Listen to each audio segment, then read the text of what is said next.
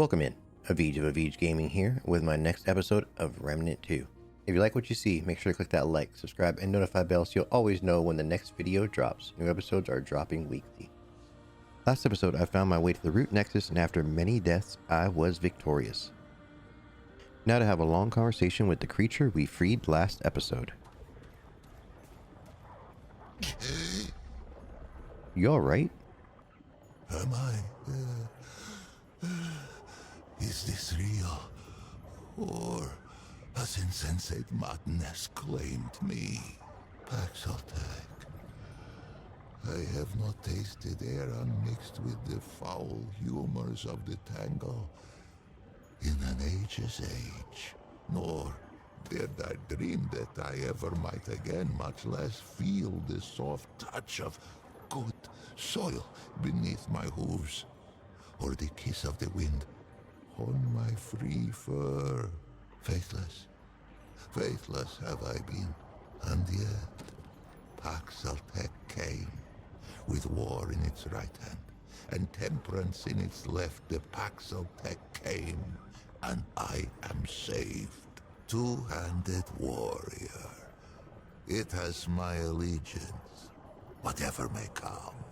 Paxaltech have a gift for death, this much is true, but they are not all destroyers. Perhaps if it fights with us, perhaps the root may yet be crushed under the wheel of time.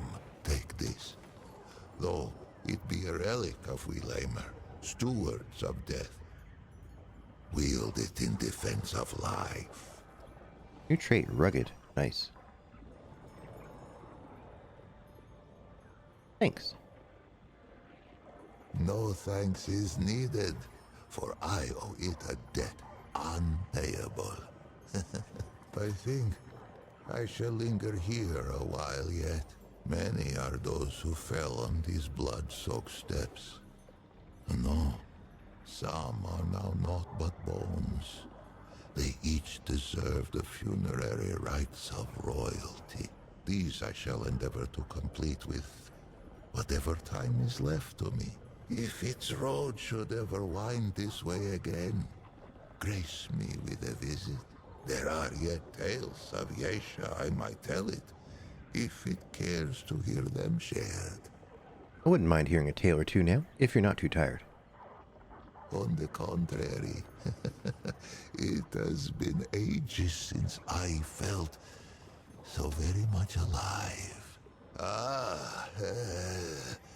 Let us first be properly introduced.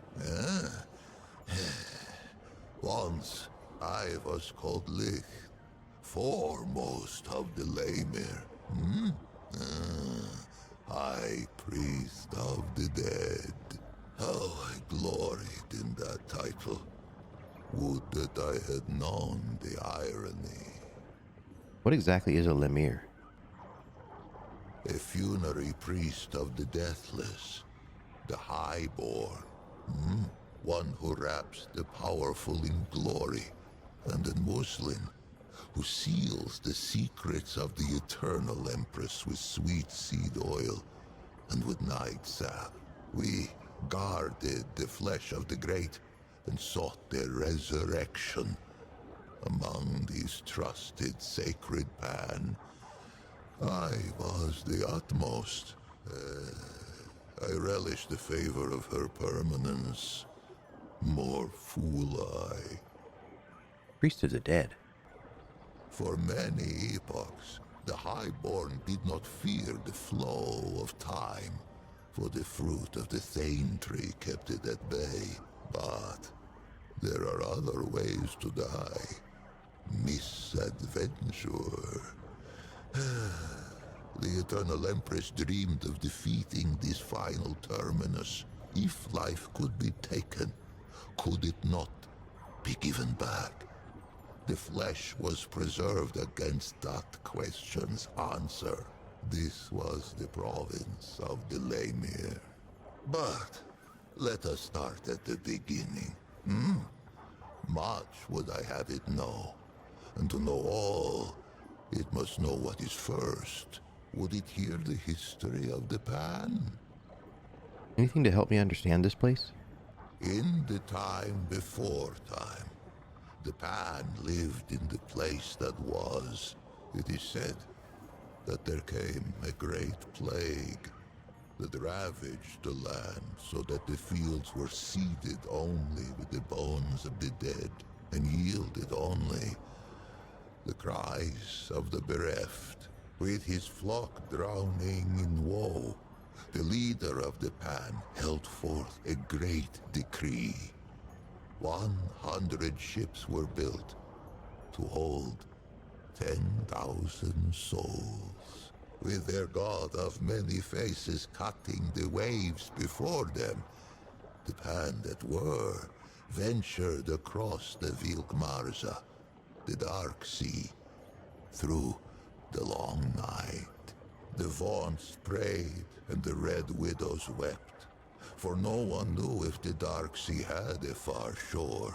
100 days lit the 100 ships, and 100 nights drew their swaddling across them too. But on the 101st day, as the Red Widow in the foremost ship bowed her horns to the god of many faces, a bird lit between them, singing, "Glory to the Pan, for they have reached the King Mother." Yesha rose like the dawn before them, unseen, untamed, and free. Who is this leader of the Pan? The king who was, him known to the Pan as Kolket the War-Handed, later Kolket the Woe-Begone, and at last as Kolket the Wise. Quick of blade was he in his youth, a fearsome general who watered the tree of progress with the lifeblood of many enemies. But the exploits of youth brought Kolket no peace in age. They say he took the plague as fate's judgment against his warlike eye.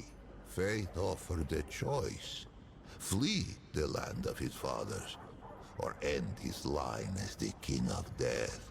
Kolket hesitated no more in pilgrimage than he had in war. He raised up ships as once he had raised regiments. He sailed from the place that was with a heart full of hope. He was never to see Yesha's shores. He passed in peace before the crossing's end, greeting death with grace. You said cutting the waves. This god was a real physical creature? The god of many faces had been with the Pan since the place that was. Longer. None speak of a time before its guardianship. It was a god as real as the soil beneath us. A god one could visit, a god one could touch. Its ways were not known, but all agreed it loved us and ever would. More would I have it here of this, for this tendril twines with its own. But patience two-handed one, each thing in time. What is a Red Widow? In those days, there was no empress. There were no queens. Kolket the Wise passed on the dark sea and left no heir. It was only agreed that the clergy should step in where Kolket had stood. The Vaughn's spoke for the many-faced one, and the Red Widows spoke for the sun, stone, sky, and stream. It had been ever thus. Now, they linked hands to cradle the destiny of the Pan. For 80 days, the Vaughn's fell prostrate upon Yesha's unfamiliar shore. They prayed for a sign that our searching was over, and that this forest should be ours. On the 80th day, Two forms emerged from the depths of the jungle. First came a doe with coat of red. Where it walked, the soil gave forth flowers and sweet berries, and they took it as a sign of grace. But behind the doe came another, a wolf with fur as lightless as the obsidian waves the Pan had so lately crossed. Surely this great beast was a portent of death. Yet desperate were these threadbare priests of old, and of these visions to their charges, these Vaughns spoke only one.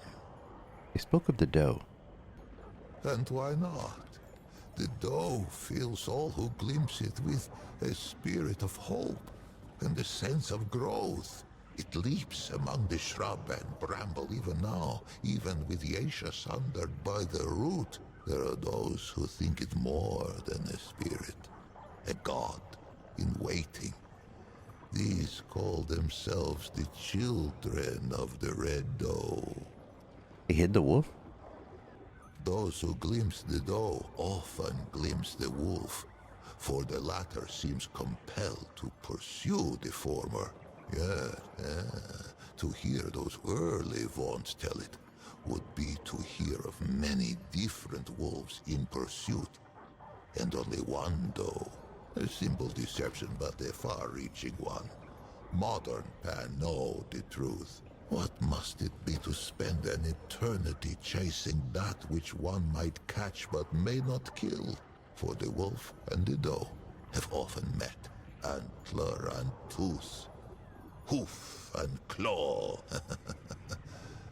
The doe may spill the wolf's blood, and the wolf may taste the doe's flesh, but never the other's life to take. Yesha itself forbids it. They say the chase has driven the wolf quite mad. With the assurance of the Vaughns, the Pan took to Yesha and she to us. And for a time, there was stillness. Pan were born who had never known the land that was, nor the endless sea at their backs. One such was called Genus. She was but 15 springs when she felt the calling of the Red Widows, and not 3 more when she felt the touch of sickness. As Genus approached the door of death, she sought her sisters, for there were no Lamer yet, and it was the Red Widows who ushered the Pan into the soil. But Genus's malady was known to the Widow Mother, to her, to the Elder Pan. It seemed the plague had found them again, even on this distant shore. Genus was shunned, cast out into the jungle, and her name was forbidden from Pan lips. None among them could have foreseen what would come next. What happened to her? Plague-ridden and scorned, the Red Widow Genus had been cast into the jungle to be forgotten. But fate had other plans. After many days in the jungle, Genus emerged. The Pan were humbled, for all signs of plague had been lifted from the young Genus, replaced by a regal gait none could deny. Fascinated, all assembled to hear her tale. And quite a tale it was. Genus spoke of a vision that had come upon her, as she lay in the moss, gasping out her last. In her vision, the plagues had returned. Pan, young and old, wailed and keened and spat their last blood on Yesha's pristine sand. But then, when all seemed lost, a great tree rose out of the jungle, strange and wonderful, and heavy with luminous fruit. This tree The Thane, she named it, gave all who ate of it a life unending. The Pan embraced it, and their glory stretched on. For 1,000 epochs, Genus rose to power on this. The spire built of words.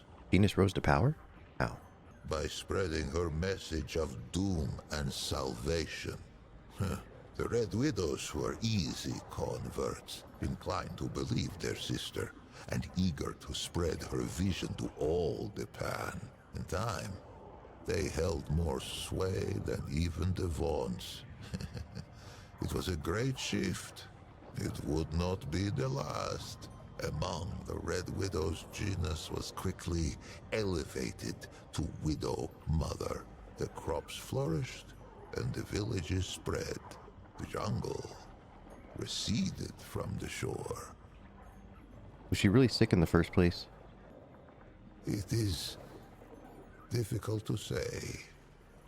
Genus has had charge of her own legend for an age of ages. Suffice to say, there is enough truth to her vision for me to know her personally, though I was born some 30 mothers hence, and yet, in knowing her, I find its question impossible to answer. But we get ahead of ourselves, two-handed one. Many seasons passed, and Genus grew stooped and lined as all Pan before her had. In her 77th winter, Genus had another vision. The Thane called to her, and she told her people it was time to seek it out. For the calamity was imminent. 500 Pan were assembled to undertake the expedition. Genus herself, a contingent of Red Widows, a party from each of the villages. Many imagined they would never see their queen again. Those that lived long enough came to know the taste of those words. When Genus, now as young and beautiful as the day she first beat death, emerged from the jungle once more, with 49 immortals at her back, she had been reborn a second time, as an Empress Eternal. 49? What happened to the 500? For years, they searched the forest, battling hunger, storms, and beasts red of tooth and claw. 20 winters passed. Many succumbed to death, or to doubt, by the 21st spring. Only 5 Red Widows and 44 common Pan stood at Genus's side. It was they whom she led into the clearing. It was they who beheld the Thane. It was they who tasted the fruit and felt time's weight fall from their shoulders. Did the calamity ever come? Another plague? No plague has touched the Pan since. But calamity wears faces nearly as numerous as our god of old. Colonel, you mean that the Empress on the throne now is Genus? Still? Unless I am much mistaken, the Empress lives yet, for no funerary smoke has filled the sky above her ziggurat. If the Pan vanish from Yesha's soil, I imagine she will be the last to depart. With death thus leashed, the eternal Genus and her immortals brought forth an empire heretofore unknown. Great ziggurats were hewn from the living rock, and at their feet grew great cities lit by arcane magics. Genus's prophecies all came about, save one. If only the Pan of that epoch had wondered as it does, two-handed one, what of the great calamity? But none worried, save a few Vaughns. The old ways were dying, and the Empress was not. No achievement seemed beyond the reach of the Pan. It was then that the wolf came. Only those immortals ate the fruit? No one else? But the story of Yesha is the story of who tastes the fruit of the Thane tree. 49 immortals begat many more. A deathless aristocracy. They traded favor with the Empress, traded years of life itself like fishmongers at market. I knew we hadn't seen the last of the wolf. They called it the Ravager, the very obsidian beast the Vaunts of old had glimpsed and hidden. It sprang from the jungle as sudden as a squall. It made no more than mutton of the bravest warrior. Fear fell like night across the empire. Death roamed Yesha. Ravenous death none could tame. There were those who would have seen the beast slain, but the Ravager was never much glimpsed that the Red Doe should not follow. And vice versa. The green things of the jungle sprang from the Red Doe's feet. But on what do green things grow, if not the flesh of departed life? Who knew what would become of the doe if the Ravager were felled? Who knew what would become of the jungle? Who knew what would become of the Thane tree? It was the twice humbled Vaunts who kept the Empire from vanishing down the Ravager's throat. For the Vaunts had pondered the beast since it first appeared to them on Yesha's shores. It was they who had learned to listen to Aethir's song. They who learned to appease the Ravager with tribute, with dance, and with music. Balance returned, and the wheel of time rolled on. Aethir's song? The song of all living things. It permeates our forest. It whispers in the leaves, thrums in the soil, shines in the sun, babbles in the stream. The Vaunts devote themselves to the song's mystery. They play it to tap its power, as other Pan might use the energy of a crystal, or the heat of a flame. Those attuned in prayer hear it strongest. But all may catch its strain from time to time, even a Paxotech. Was the Ravager the calamity from Genus's vision? Who is to say? For that was hardly the last calamity to befall the Pan at Yesha. With the Ravager appeased, the Empress dreamed of rule eternal. She should likely have had her wish. But for one thing, the Thane tree, that of the fruit of immortality, began to die. For many lifetimes her permanence hid this knowledge from all who served her, slave and immortal alike. And why not? She had amassed a great store of fruit, and surely something could be done to save the tree. Why crack the very bedrock of her society? But the tree's decline could not be arrested. Fruit was rationed. Noble lineages withered. We lay there, once prepared for the final death of death. Only those immortals who had fallen in battle or by misadventure. Now, we found ourselves winding wizened nobles in sap and muslin by the hundreds. Perhaps what came next was inevitable. What came next? Rebellion, insurrection, revolt. This was the fire that was to sweep through Yesha's jungle. For a life of lifetimes, the eternal Empress had hidden the decline of the Thane tree. But like the Vaunts of old, had underestimated the power of one young, plague-addled Red Widow. Genus herself failed to foresee the power of one called Navun. Navoon was one of her Eternity's own guards.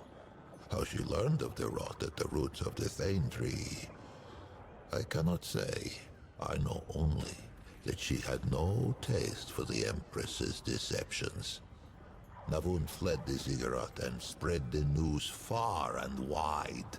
Her words found home in the ears of the gull. Yesha's slave caste. No slaves could hope to challenge the power of an immortal aristocracy.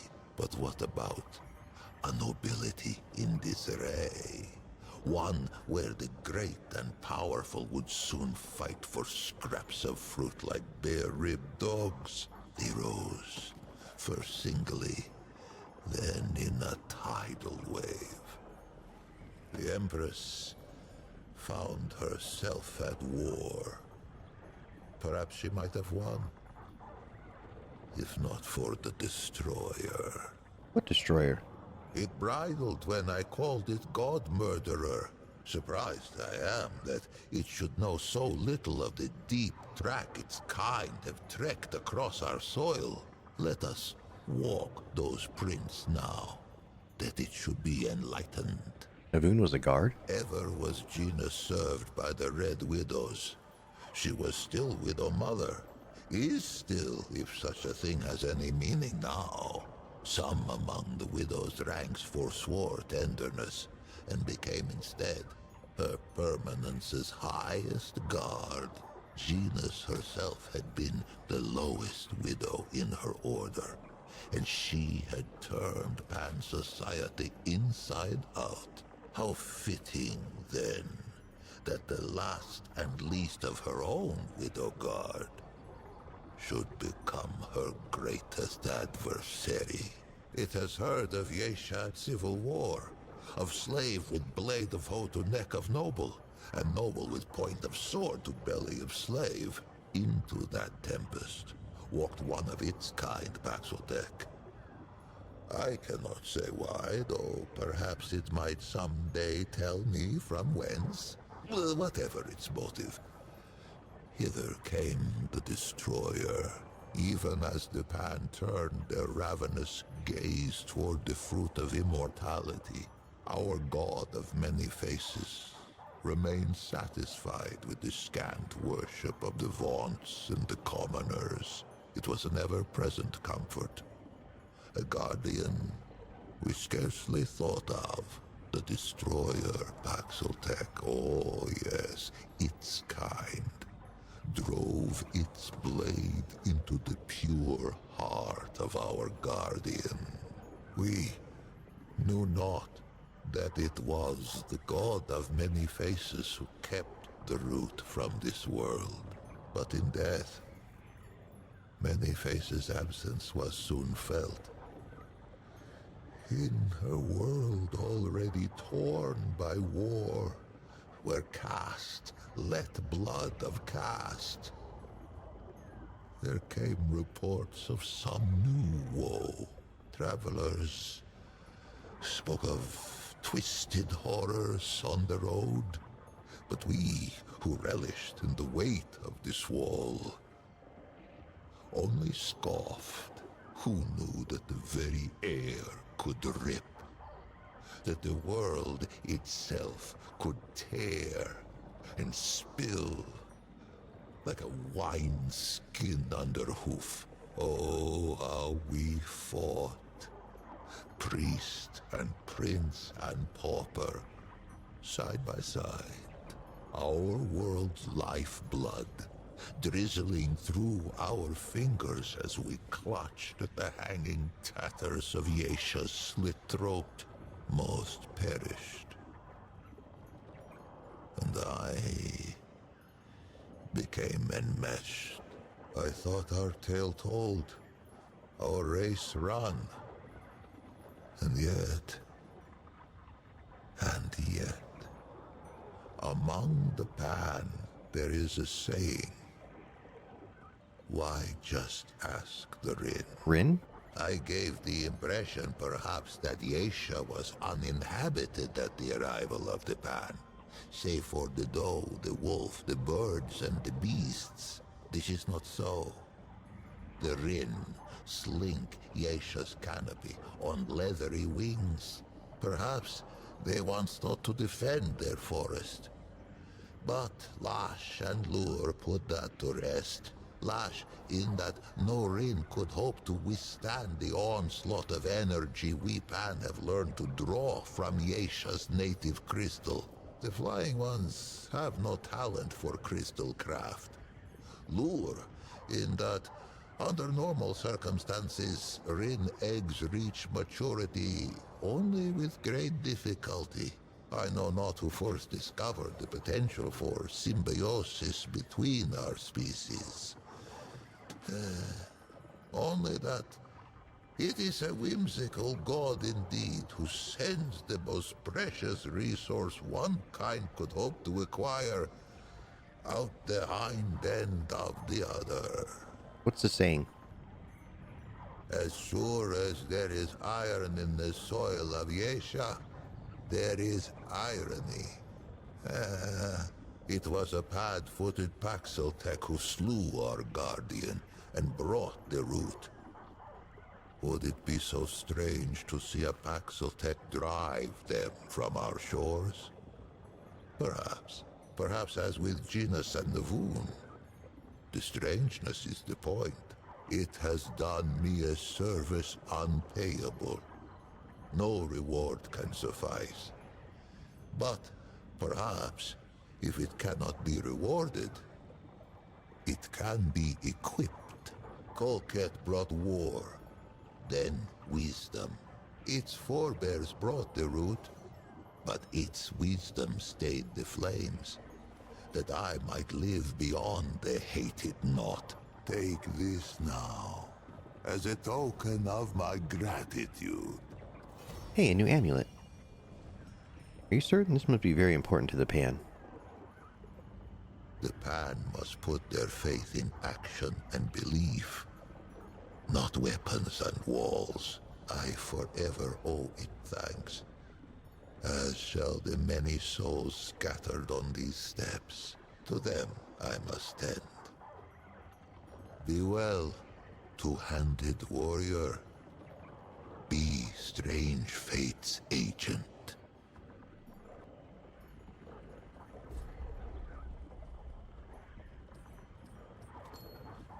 New amulet, Lemire sensor. Increases mod duration by 50%, increases mod cost by 15%. I'm going to throw on the scavenger's bauble to increase scrap and automatically pick up nearby crafting material. Oh, two-handed warrior. The Paxeltech has become full-minded scholar. I honor it.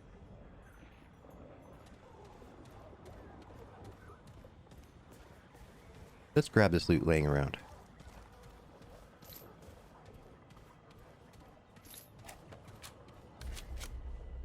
Alright, time to save and return to Ward 13.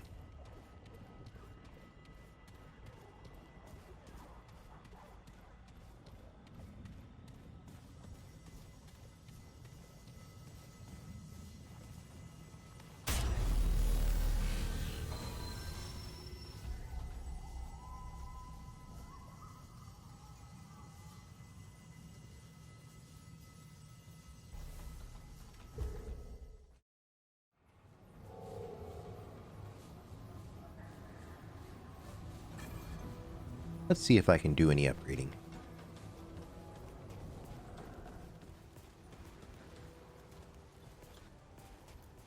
Yay, you're back.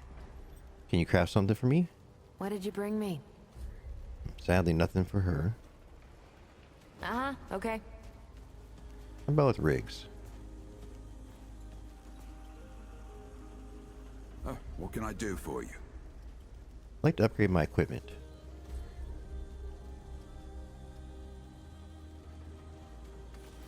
I upgrade the rifle and the pistol. You know where to find me.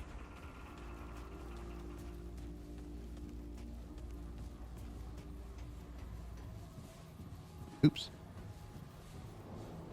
Let's see where we can travel.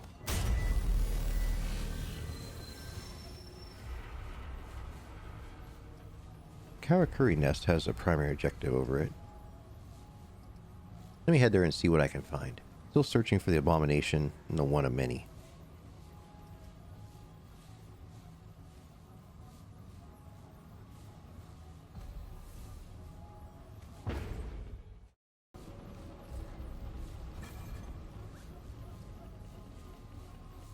Okay, I think I've been through all these doors before, haven't I?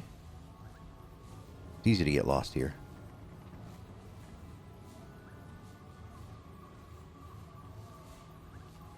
Let me try this door. Make sure I have explored this way.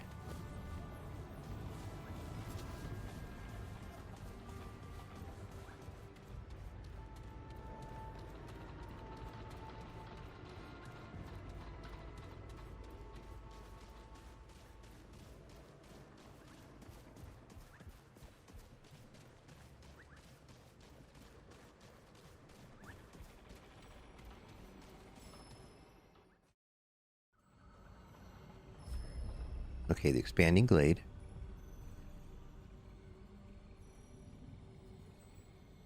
Yeah, I think I've ran through this before.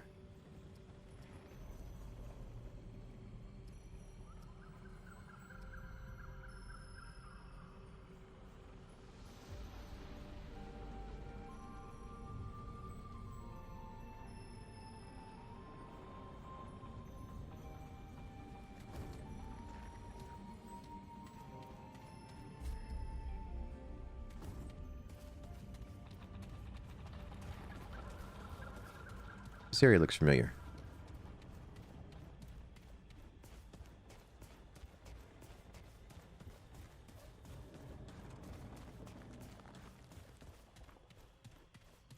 Okay, let me stop here and go back. I don't think there's anything here left to find.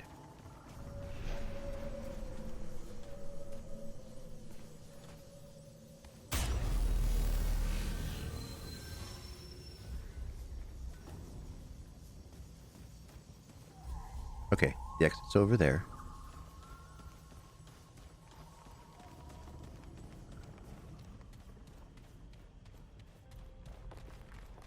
There's the door.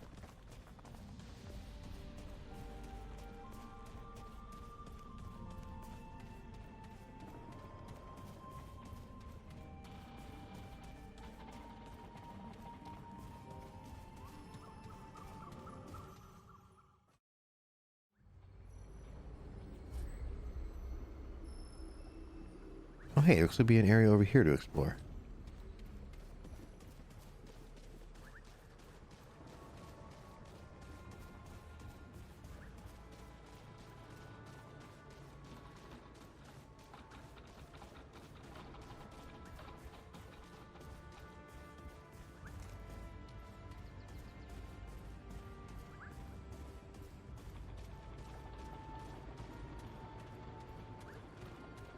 This is unexplored.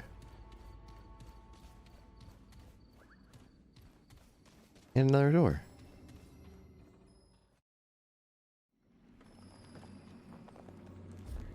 The chimney. Doesn't sound like a fun place. Yeah, stop this checkpoint to save.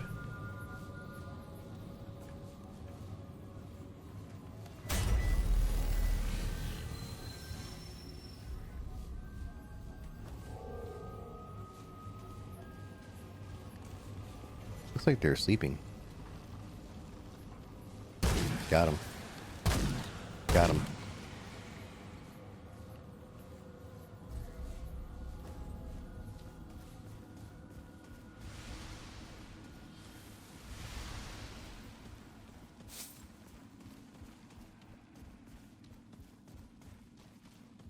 Here we go.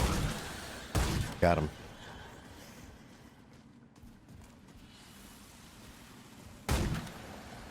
Need to get that popper before it gets close.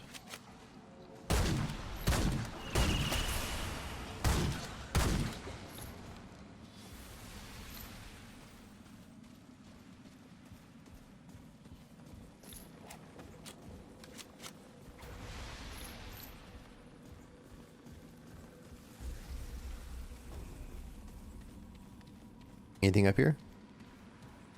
Nope.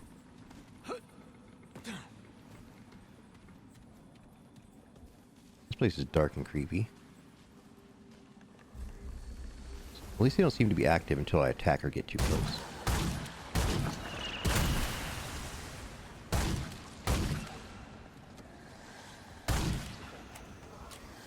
That don't sound good.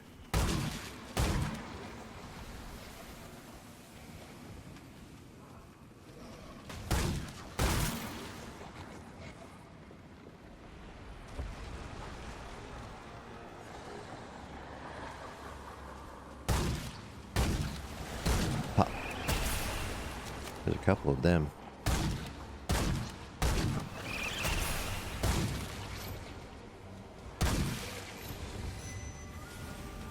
Oh, damn it. Damn it, what? Anything in here? Oh no. Watch. Ouch.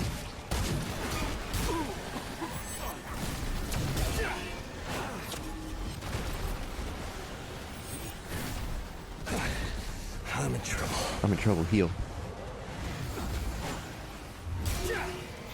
Fire. Dodge.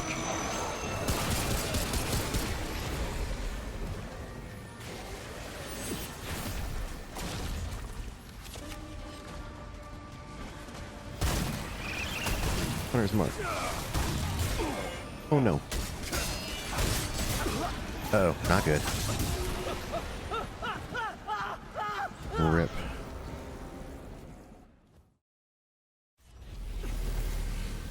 Well, with that death and long conversation at the beginning of this episode, I think I'm going to call this here before the episode gets too long. I want to say a big thank you to everyone that has taken the time to watch this episode of my Remnant 2 Let's Play series. This game is difficult, a lot more difficult than I expected, but I'm determined to make it through this game. Let's see what the next episode brings. If you haven't yet, make sure to click that like, subscribe, and notification bell to never miss another episode of my Remnant 2 playthrough here on the channel. Episodes will be dropping weekly. Until next time, bye now.